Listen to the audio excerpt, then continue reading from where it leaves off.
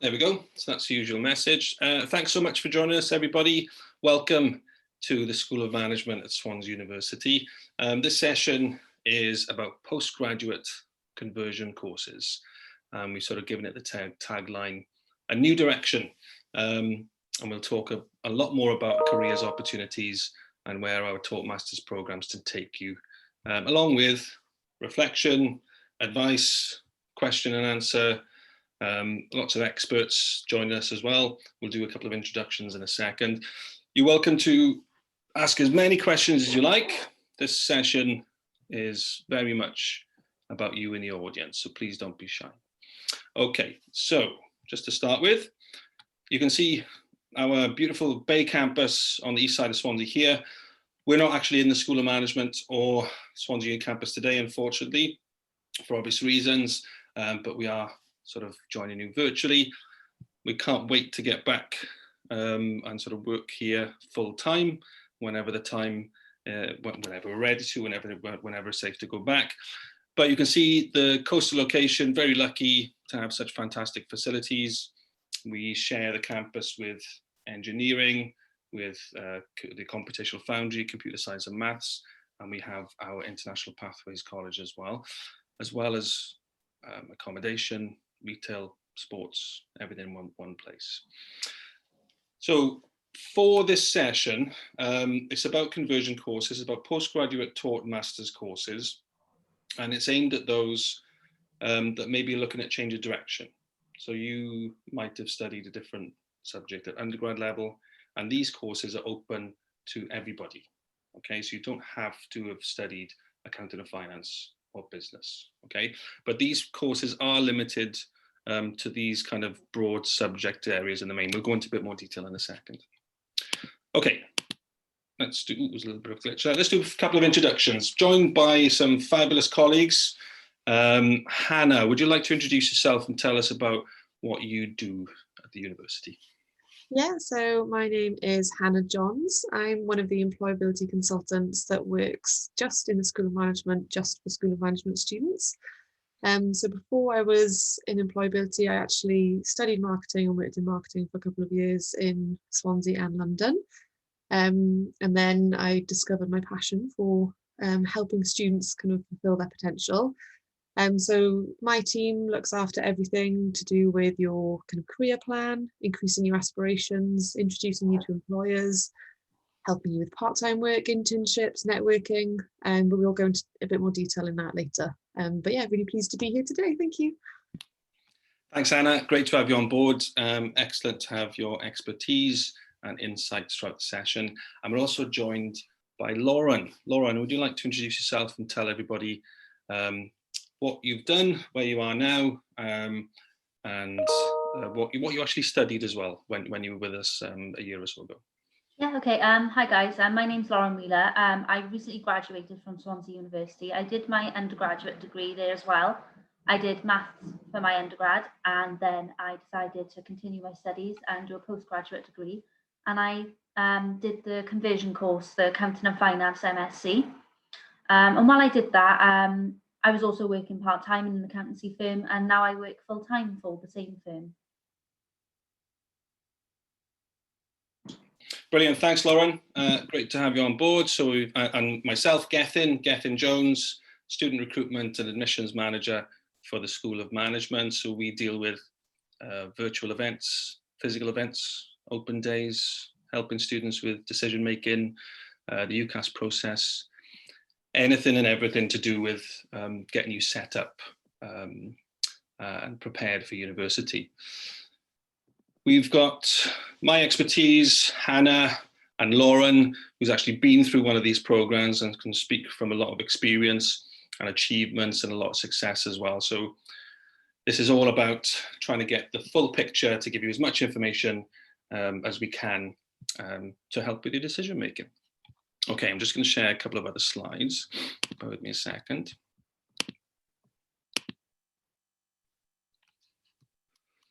Okay, we talked a little bit about location.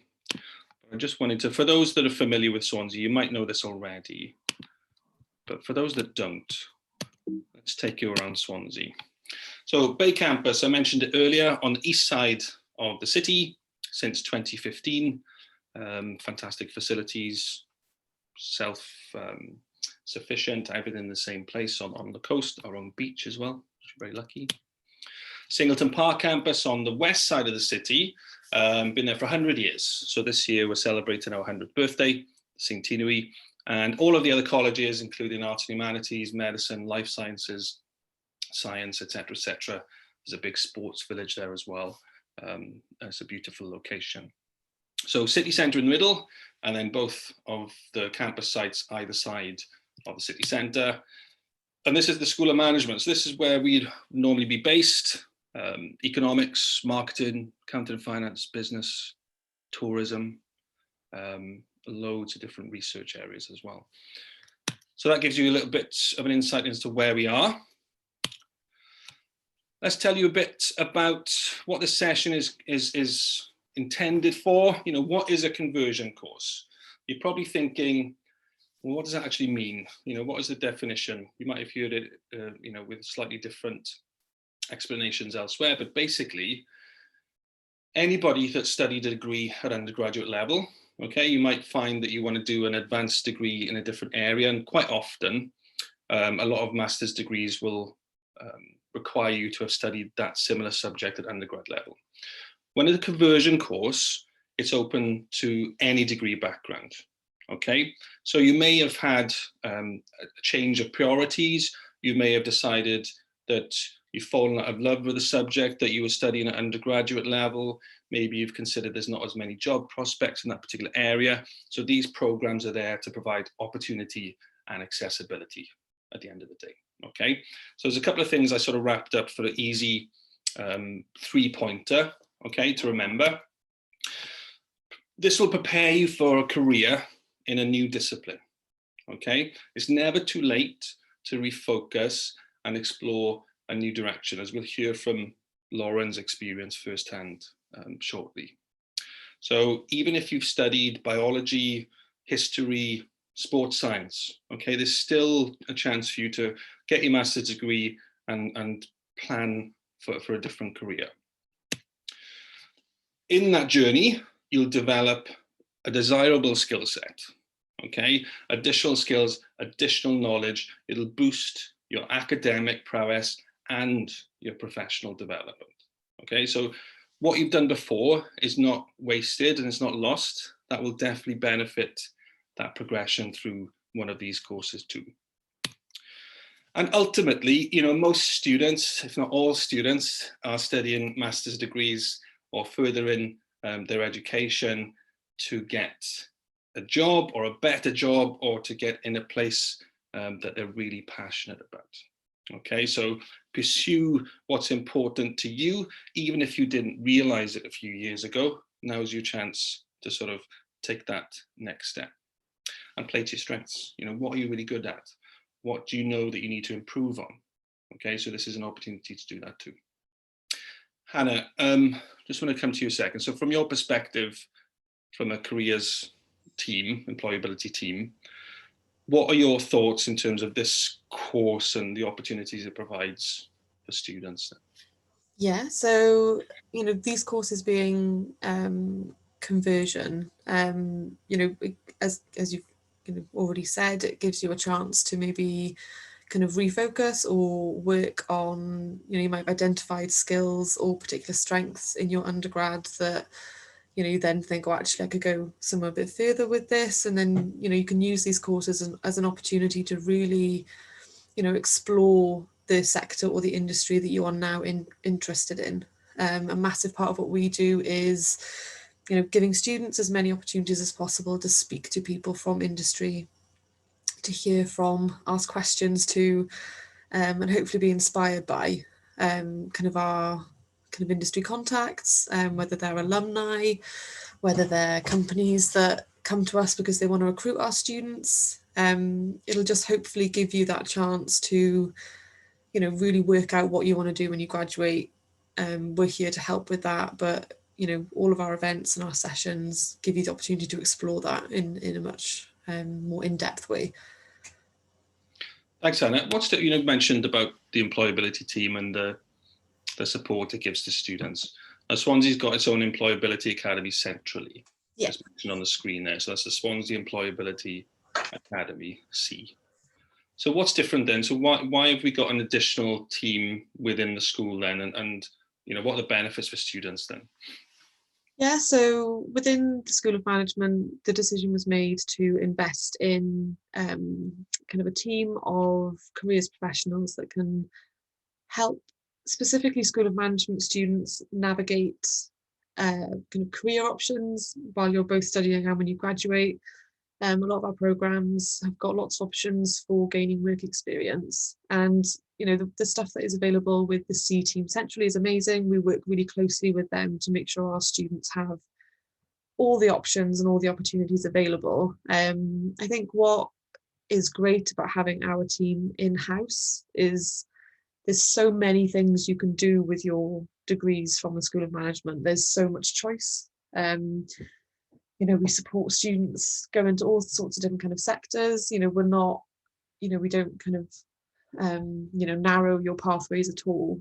We sit down with you on an individual basis, and we tailor all of our advice to you as an individual. So, you know, if halfway through your course you think to yourself, oh, I just want to try out, you know, something in a finance department or a marketing department or anything, we can then help you do that, so that by the time you get to kind of the end of your course, you've got a really good idea about what you want to do. And our one-to-ones are completely unlimited, so it's a very bespoke, hands-on. We've got a lot of time for you to kind of help develop you while you're studying with us. Yeah. Brilliant, thanks Anna. It's a great service, you know, not just saying that. Our students are very lucky in many ways. You know, they've got the central team who are absolutely fantastic, and they manage the student ambassador scheme and lots of activities throughout the year, but we do have that added service and provision.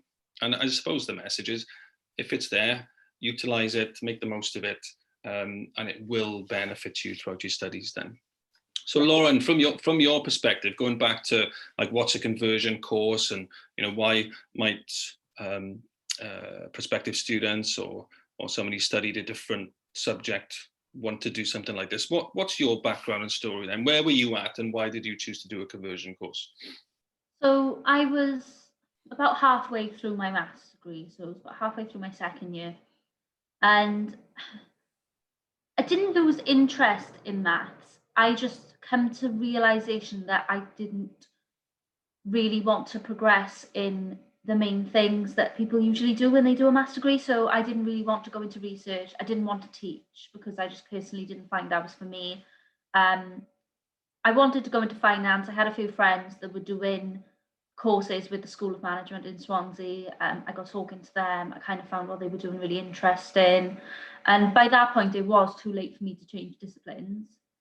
So I thought, well, I've got a financial module in my third year. I'll take that, see how I find it. And if I like it, and I feel like I'm ready, I'll take part and apply for a master's. So that's what I did.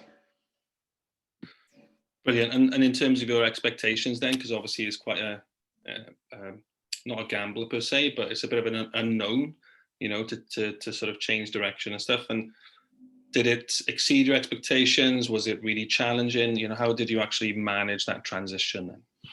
It was good. Of course, it was challenging. Like, I found that there's always going to be things that you think are difficult when you're doing a new subject, but the support there was great, and I found that really helped. Like, all the tutors and lecturers, they were more than happy to help if you had any problems. And I don't really think I struggled in a sense of not being able to find anyone to help me, because there was always someone there. Like, we all had our personal tutors and stuff like that, and there was always support if we needed it. Brilliant. And am I right in, so you studied maths at undergraduate level, Lauren, and then chose your master's in accounting and finance? Was that the course you did? Yeah, that's right. Yeah, accounting and finance. Fantastic. What we'll do, guys, we'll just move on. There's loads to cover, so we'll have much more from Lauren and Hannah throughout the session. Just share the slides again. Apologies as well if I'm sort of flipping between screens and stuff, but I don't have any elves in the background today, unfortunately.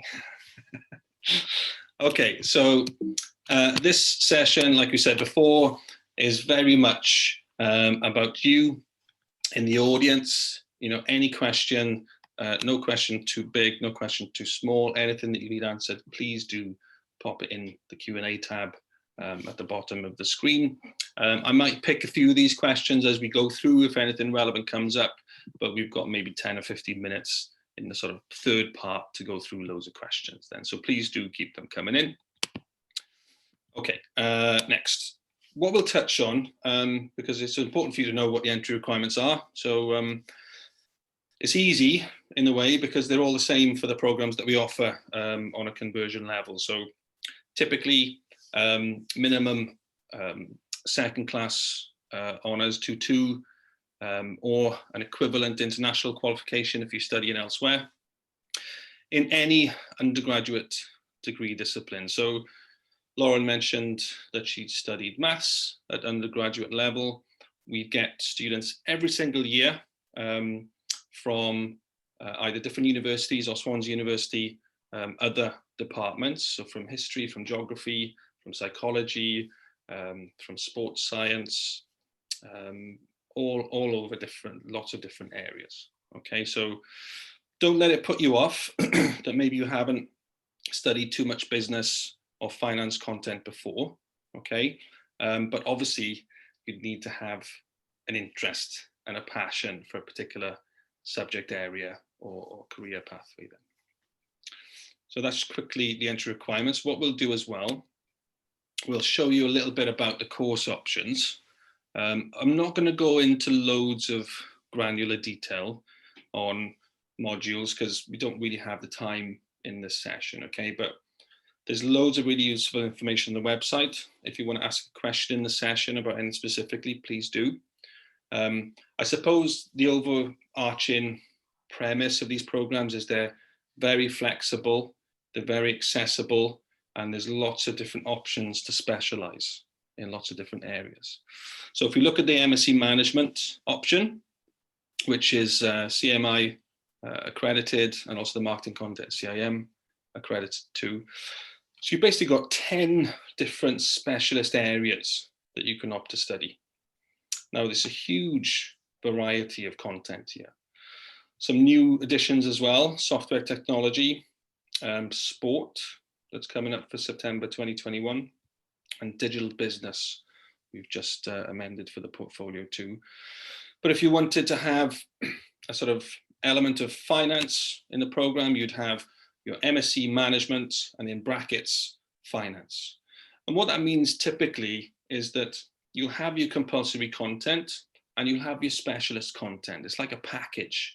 So we will package you a certain amount of finance content so you cover the principles and the core areas and themes that you need to succeed within that particular area. You could also choose not to specialize, and that's what we call like a generalist option. And your degree title then would just be MSc Management. The benefits of that is that you have more choice and flexibility for optional content. Hannah, do you see many students coming through from the management and specialisms route? And do you focus on any of these particular areas, or is it very sort of wide-ranging approach in terms of networking and job opportunities and stuff?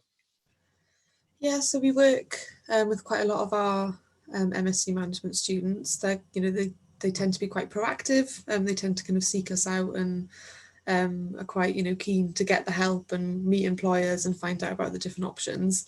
In terms of the employers that we work with, we try to work with as broad a spectrum of employers as possible. In terms of our networking events and internships and part-time things and stuff like that we offer to students, it's Parky Scarlett's, it's Intel, it's Admiral, really, really broad. We tend to, as I said, these one-to-ones, we're able to kind of sit down and really speak to the students, get to know the students.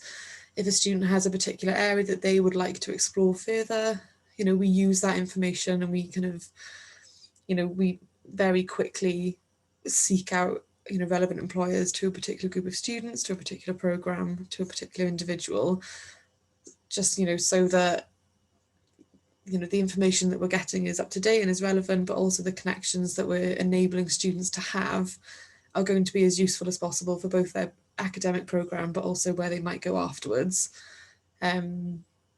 So yeah, really, really broad and really kind of tailored to individuals depending on which pathway they choose.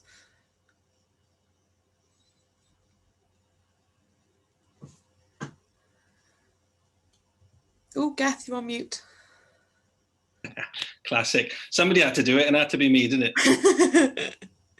it? Apologies, guys. Yeah, just saying that we spend a lot of time with students in the job that I do, and working with ambassadors and seeing students arrive, and then engaging with the careers employability team, working with us, and we see them really develop and progress throughout their study. So what I would say, you do need to engage, and you do need to sort of take advantage of those opportunities, because you get out of it what you put in at the end of the day. But if you have a particular specialism or interest, then speak to us.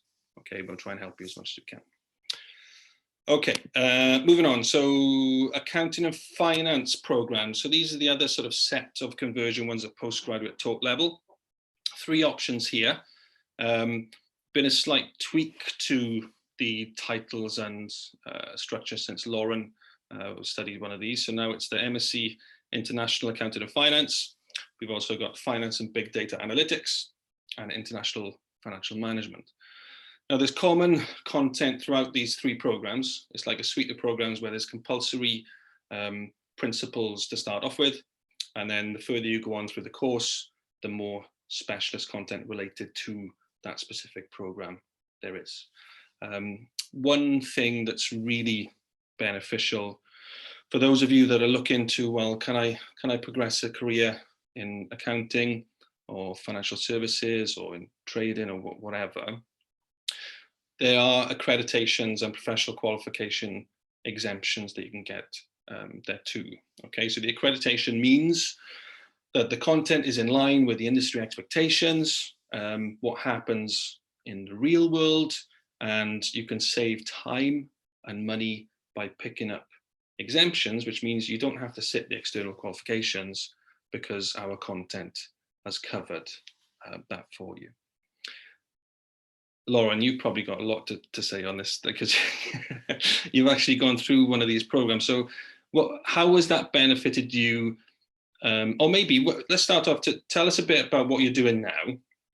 And then you mentioned earlier that you're on study leave, and maybe tell us a bit about the qualifications that you're progressing as well. Yeah, okay. So where I'm working now, my firm, we are an ICAEW employer.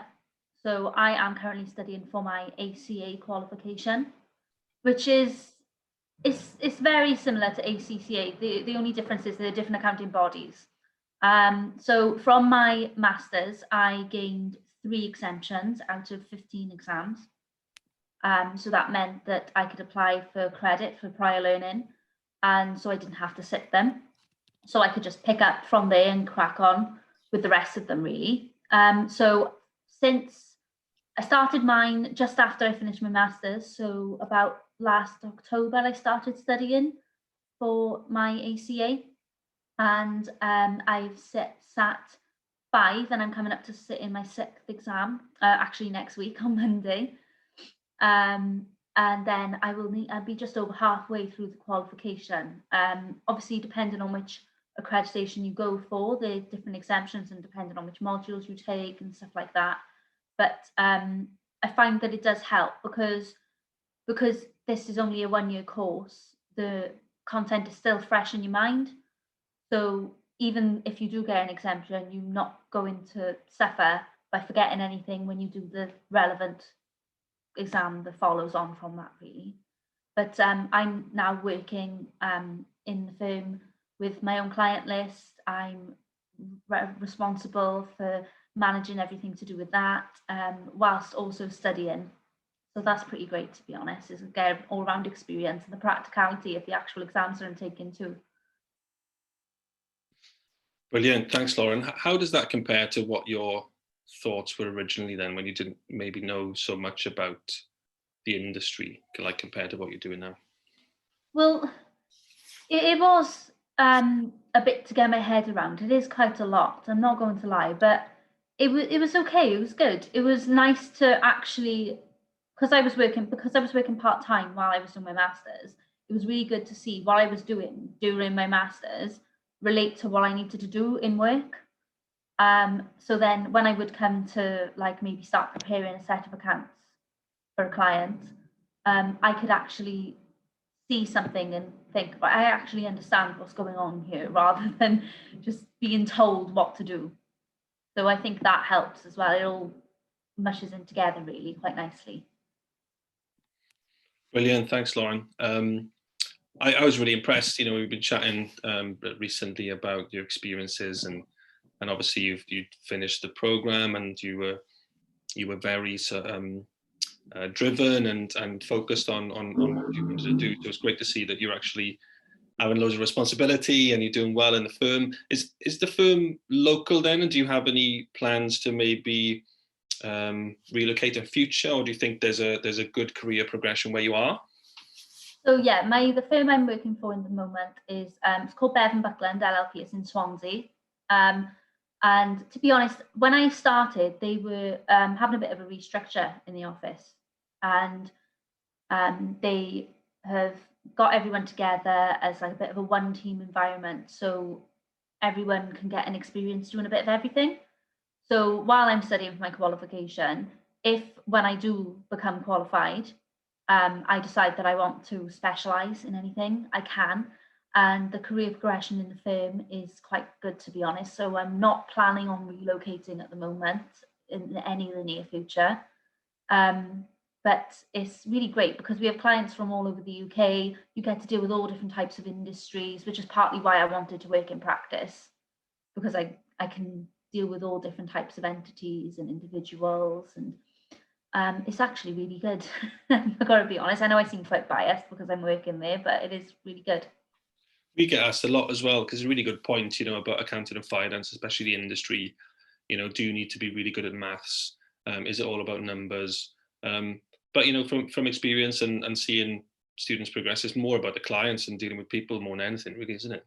And I think, is that something that you obviously really enjoy that then, do you, Lauren? Yeah, I do really enjoy it. It's actually really good. Yeah. We've got some questions coming in. Thanks everybody for your questions. Please do keep them coming in. No question too big or small. Perfect timing, actually. So I'm going to pass this first one on to you, Lauren. So it's from an anonymous attendee. How did you feel a master's differed from the undergraduate program from the student's perspective? I definitely think you do need to put in time, in your own time. The hours in terms of actual physical lectures and seminars and stuff was less than my undergraduate personally. However, you did need to make up that time then where you wasn't having lectures. You needed to dedicate a certain amount of your study time where maybe you might not have any lectures one day to cover the work, but it is very manageable. I wouldn't say it's difficult. I think as long as you're willing to put in the effort, it's not going to be a problem. I didn't really find it was overwhelming. It was absolutely fine because I came straight away from the undergraduate to postgraduate. It wasn't much of a jump for me. I suppose if you're in that sort of zone anyway, in terms of managing workload and you're already familiar with the lectures and seminar setup, then that transition is probably quite straightforward. Hannah, from your perspective, do you get many students who struggle with that transition? Do they come to you for support in managing that change? Yeah, sometimes we'll see students in our one-to-one appointments and they'll kind of be saying things along the lines of, you know, got so many deadlines, or, you know, I need to kind of work on my time management. You know, as Lauren said, you need to kind of be quite organized. You know, when you do have that, not, you know, study time or spare time that isn't lectures, you need to then stay motivated and use that time for your academic studies.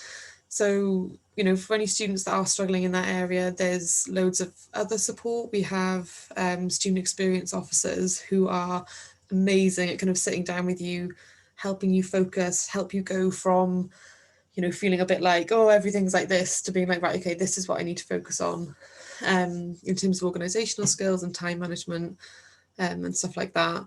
And then on the other side of the spectrum, we see, you know, loads of master's students that are like, yep, I've got my studies nailed. I want to work, you know, 1 day a week, you know, getting some extra experience. I also want to be a rep. I also want to be doing lots of other things. So it's just about knowing yourself and working out what you can manage and what kind of additional things you can fit in kind of alongside your studies, because your studies are so important.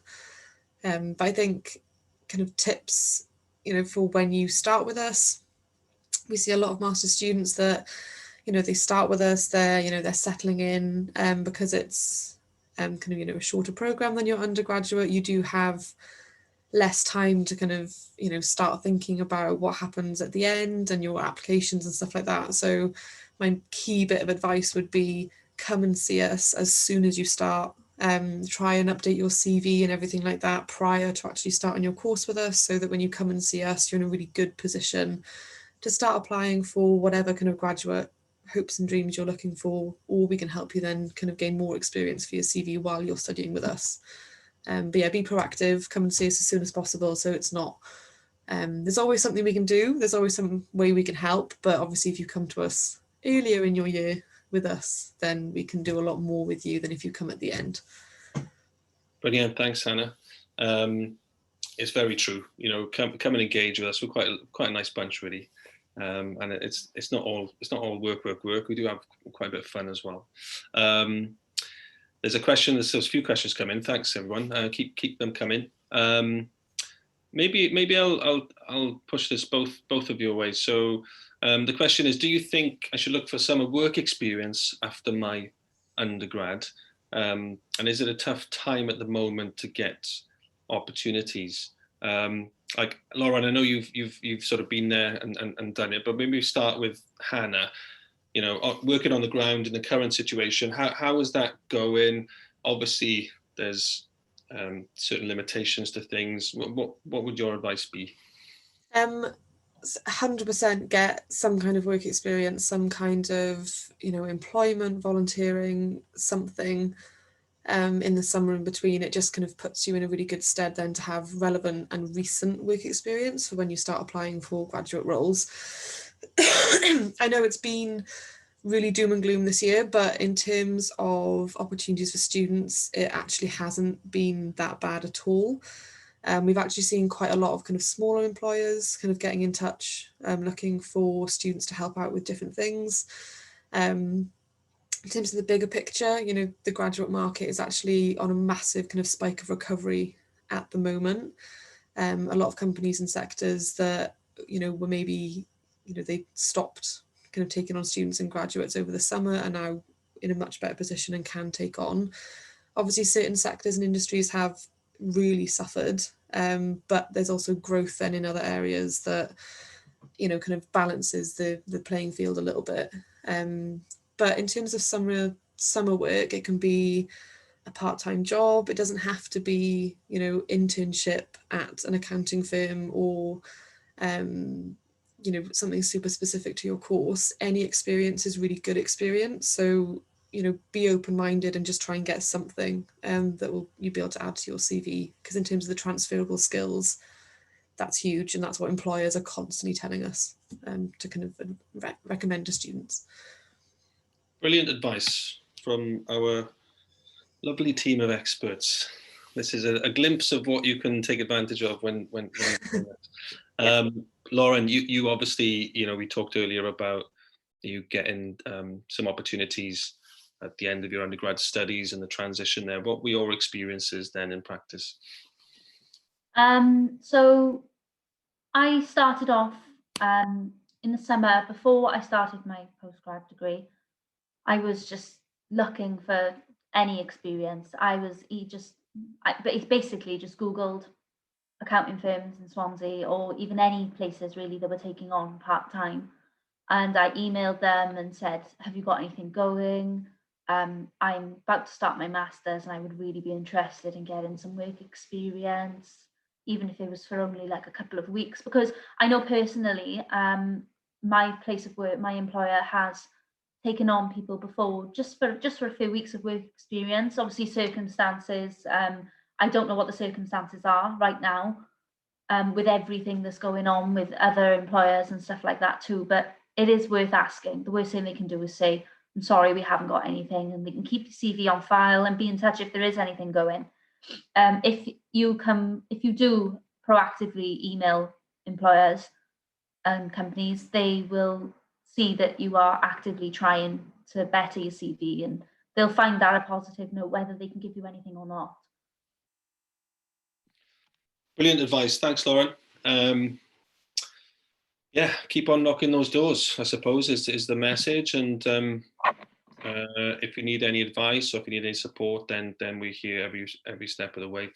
Okay, I'm just going to share another slide again. Give me a second. So we're talking about job opportunities and work experience.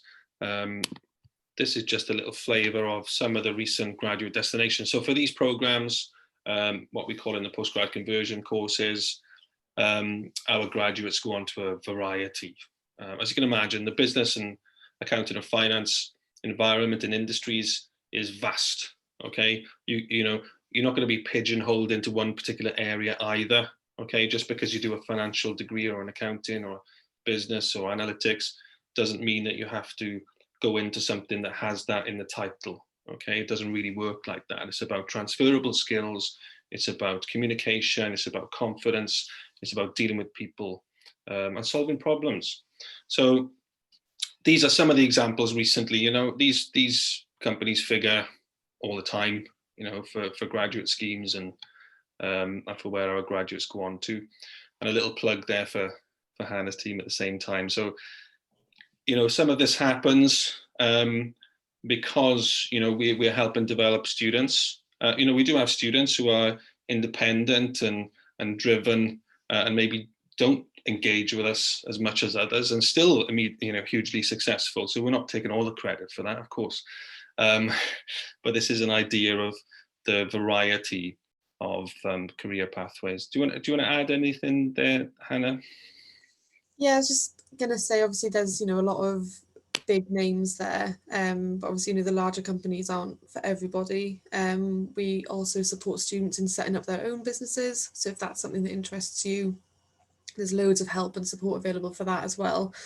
And, you know, reflecting this year and everything that's happened in the economy, the university as a whole is actually kind of applied for and has a lot of kind of funding to help kind of graduates get extra placements, to help companies take on students for kind of short-term opportunities as well. So if any of you are undergraduates at Swansea University at the moment, not kind of within the School of Management, keep an eye on a lot of the platforms that are available centrally. So the kind of job teaser platform and stuff like that. There's going to be lots of summer internships, I should have mentioned this before, available for you guys to apply for, and I'd really recommend trying to get some of that kind of experience on your CV. And with, you know, the larger companies, you know, we regularly meet with contacts from those companies. We are often invited to what a lot of these companies call kind of careers days, where they basically invite careers professionals in to tell us about what their latest recruitment process is like, for us to meet graduates, for us to get kind of all that inside knowledge, so that when we are advising you, when you start to apply for those companies, we can give you kind of the inside kind of track on how to kind of deal with the online tests or the interview or anything like that. But yeah, so, you know, in addition to that, we also work with, you know, smaller local employers or employers in any kind of location that you might want to go for, to make sure there's a nice variety of options that you're aware of that you could go for. Brilliant, thanks Hannah. We've got quite a few questions coming in now, which is perfect time, and actually we've got probably 5, 6, 7 minutes left. I thought this one was quite relevant to what we've been talking about recently. So I'm currently studying accounting and finance at Swansea. Just wondering if these courses apply for me too, or is this solely to do with conversion courses? If so, what day will information be given on courses suited to me? Thanks in advance. Thanks for your question. It's from an anonymous attendee. This session is focusing on the postgraduate conversion courses at taught master's level. If you've already studied accounting and finance with us or anywhere else, you will be more suited to those advanced non-conversion courses, mainly because you would have already covered a lot of the core principles that will happen in the early stages of the course. It depends on what your interests and aspirations are, really. We will be having other sessions like this. There's actually one, there's a couple coming up actually. We'll send the links round to everybody after the session as well. So we've got one on specialist accounting and finance courses. We've got a new financial technology fintech course that we've got a session on. We're doing a session on human resource management course that we've got, etc., etc. So we'll follow up with more information, but it's a really good question. So if you study already and you want to take it further, then it might be that the conversion courses aren't quite for you. Okay, but all of these services and provision and opportunities are available to everybody. Okay, so that's still very relevant. Okay, I'm just going to recap before we go for the rest of the questions. There's probably quite a lot to take in with these courses, so I just wanted to revisit this before we finish up. So at the School of Management, business in a number of areas, you've got these 10 specialisms that you can elect to take. You don't have to decide straight away. You can actually apply for the general management course and then, change once you get a flavor for things if that suits you better. Okay, look at the website. Any questions, get in touch. That's what we're here for. Okay, if you've got any specific questions. And then for the accounting and finance suite that we referred to earlier, there's those 3 main options. So if you've studied a different discipline and you're coming in afresh, international accounting and finance, finance and big data, and then financial management.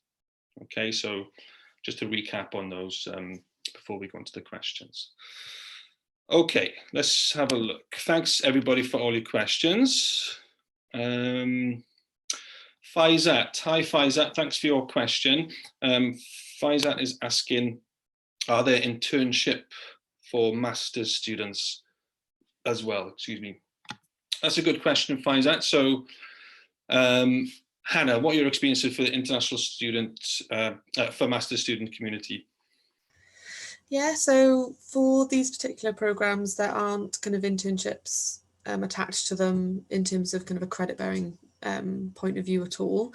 In terms of internships and work experience, generally, a lot of the stuff that we advertise, a lot of employers that come to us and are looking to take on students for internships or part-time work, they are looking for any relevant student. So, you would be eligible to apply for any of those.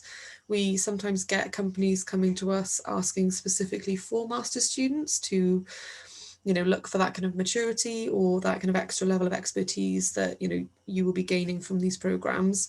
So yeah, there's loads of options. What we do try to do, if it's a kind of longer chunk of time for these internships, then we would recommend that you do that within your breaks rather than trying to do it alongside your studies.